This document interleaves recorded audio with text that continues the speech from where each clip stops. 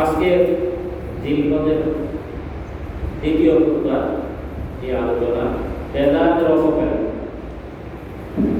এই ধরনের যে নতুনত্ব করা, যেটা উত্তর দিন যুগে চলেছিল।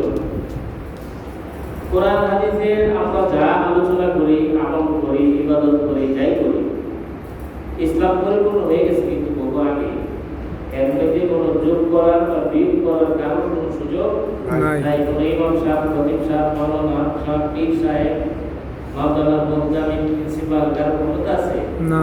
এখন আমরা কিছু মানুষের ঈমান আকীদা এত দুর্বল, বর্তমান জীবনে এমন কিছু করুণীয় বাড়াইছে মানে আর কি, আপনারা যারা চালান দেখবেন যে এমন কিছু জিনিস বলে এইটা হারাম, এটা হারাম, এটা হারাম, এটা জায়েজ না, এটা বেদাত, এরকম কিছু বলে মানুষের ঈমান আকীদা নষ্ট করার জন্য। যারা আমরা খাঁটি ঈমানদার, আমরা কি আকীদা লাইলাম নাকি? না। বিন্দু পরিমাণে দিকশানি করবো না, এই আকীদার উপরে মজবুত থাকতে হবে।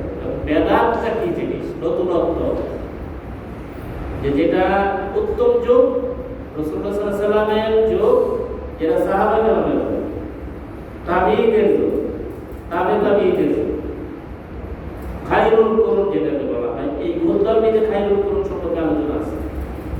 খায়রুল কুরুন এই কারণ সর্বোত্তম যুগ হলো নবীজির যুগ। সুম্মাল্লাযিনা ইয়ালুনাহুম সুম্মাল্লাযিনা ইয়ালুনাহুম। ভালো করে মনে রাখবেন, যদি এই যে বেসিক জিনিসগুলো মনে থাকে, কোনো মানুষ গোমরা হবে না কোনোদিন। যে এই ধর্মের ইসলামের মূল মাসালা বিধানগুলো স্থির হয়ে গেছে, নির্ধারিত হয়ে গেছে। পরবর্তী জমানায় যে নতুন জিনিসগুলো আবিষ্কৃত হবে, আসবে, সেগুলি মুবাহ, যেগুলো পরবর্তী মুস্তাহিদ আলেমগণ এটির ব্যাপারে বলতে পারে। কিন্তু মূল বেসিক যে জিনিস, এগুলির লাড়াছাড়া করার কারণ কোনো ক্ষমতা নাই, আছে না। এইটা একটা মূল মাসলা। বেদাত সম্পর্কে যে আলোচনা, কি আলোচনা আসছে? রাসূলুল্লাহ সাল্লাল্লাহু আলাইহি ওয়াসাল্লাম বলেছেন, খুতবার মূল আলোচনাটা আমরা শুনি, সুন্নতে নববীকে মজবুত করিয়া ধরো এবং দূষিত বেদাত থেকে দূরে থাকো।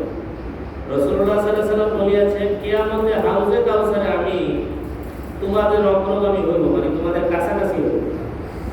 যে আমার নিকটে যাইবে সে উহা পান করিবে, যে উহা পান করিবে সে আর কখনো পিপাসিত বা তৃষ্ণিত হইবে না। ওই দিন আমার নিকট অনেক দল উপস্থিত হইবে, আমি তাহাদিগকে চিনিব এবং তাহারা আমাকে চিনিবে। অতঃপর তাহাদের আমার মধ্যে পর্দা করিয়া দেবে, আড়াল করে দেওয়া।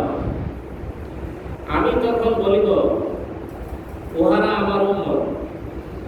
তখন উত্তর হইবে, বলা হইবে, আপনি জানেন না যে আপনার পরে উহারা কি কি বেদাত কাজ করিয়াছে?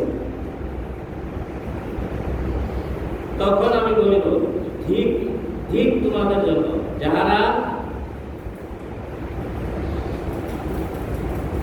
আমার পরে, অর্থাৎ নবীজি দুনিয়া থেকে পর্দা করার পরে, চলে যাওয়ার পরে আমার সুন্নতের মধ্যে পরিবর্তন আনিয়াছে।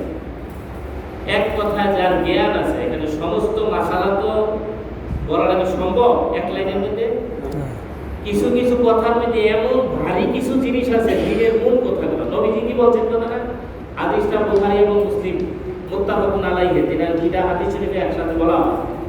সিহাসাত্তা মানে 6টা হাদিস শরীফ বিখ্যাত পৃথিবীতে, যেটাকে সিহাসাত্তা বলে। সিহাসাত্তা মানে প্রধান মেইন দুইটা হাদিস প্রশ্ন হলো বুখারী ও মুসলিম। এই দুইটাকে একসাথে বলা হয় মুত্তাফাকুন আলাইহি।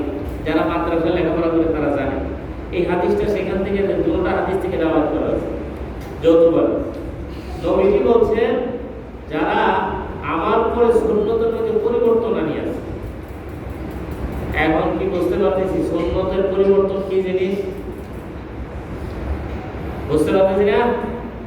আমরা দাড়ি রাখি, টুপি পরি, পাঞ্জাবি পরি, উযু করি, খাওয়া দাওয়া করি, জীবন পরিচালনা করি, পেশাব করি, ব্যবসা বাণিজ্য করি, লেনদেন করি, নামাজ পড়ি, আর সব কাজে নবীজির সুন্নতের দরকার আছে নি? আছে। এর মধ্যে কম বেশি করলে সুন্নত বিকৃতি হয়নি? হয়। পরিবর্তন হয়নি? হয়। আপনারা নিজের উপরে ব্যক্তিগতভাবে নিয়ে না যে হুজুরে কি আমারে বলনি? না, আমি সহ আল্লাহ যেন আমাদেরকে হেদায়েত করে। নবীজি বলছেন আমার পরে যারা আমার এই সুন্নতের মধ্যে পরিবর্তন আসছে, ওই যে কিয়ামতের ভয়ানক বিপদের দিন মানুষ যখন এই সূর্য কত নিচে আসবে, সবাই এত বিভাজিত হবে, আমার কাছে যাবে, তখন তাদের মধ্যে আমার মধ্যে পর্দা হিজাব আড়াল করে দেওয়া হবে, তাদের যাতে আমি না দেখি, তারা যাতে আমার থেকে আনসার আসারের পানি পান না করতে পারে। তখন নবীজি বলবেন যে এরা তো আমার উম্মত, আমি এরা শিখি। তখন বলা হবে যে আপনি কি জানেন আপনার দুনিয়া থেকে চলে আসার পরে আপনার ধর্ম মধ্যে তারা কি নতুনত্ব করছেন? বুঝতে পারছেন? এই সুন্নতের বরখেলা, সুন্নত কোনে বারে এরকম কোনো কাজ করা কি আমাদের জন্য এটা ভালো হবে না? নবীজি যারা বলেন না যে এলে যদি নবীকে ভালোবাসি, আল্লাহকে ভালোবাসি, কোন সুন্নতকে আমরা বিকৃতি করতে দেব না, কোনো বাড়াইবো না কমাইবো না। রাজি আছি ইনশাআল্লাহ। এই হাদিস ইমাম বুখারী এবং মুসলিম যৌথভাবে বয়ান করেছেন।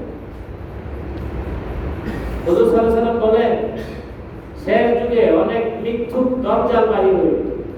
দজ্জাল তো একজন আমরা জানি, আসলে মেইন দজ্জাল একজন, কিন্তু দজ্জালের পক্ষে এরকম বাহিনী, এরকম আলেম নামধারী ব্যক্তি হবে, পীর নামধারী হবে, বিভিন্ন রকমের বক্তা হবে, যারা মানুষের ঈমানকে হরণ করবে, যাদের মিষ্টি কথা শুনে মানুষ ঈমান হারা হবে।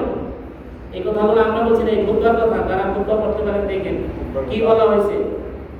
শেষ যুগে অনেক মিথ্যুক দজ্জাল বাহির হবে, তাহারা তোমাদের নিকট এমন সব হাদিস বর্ণনা করিবে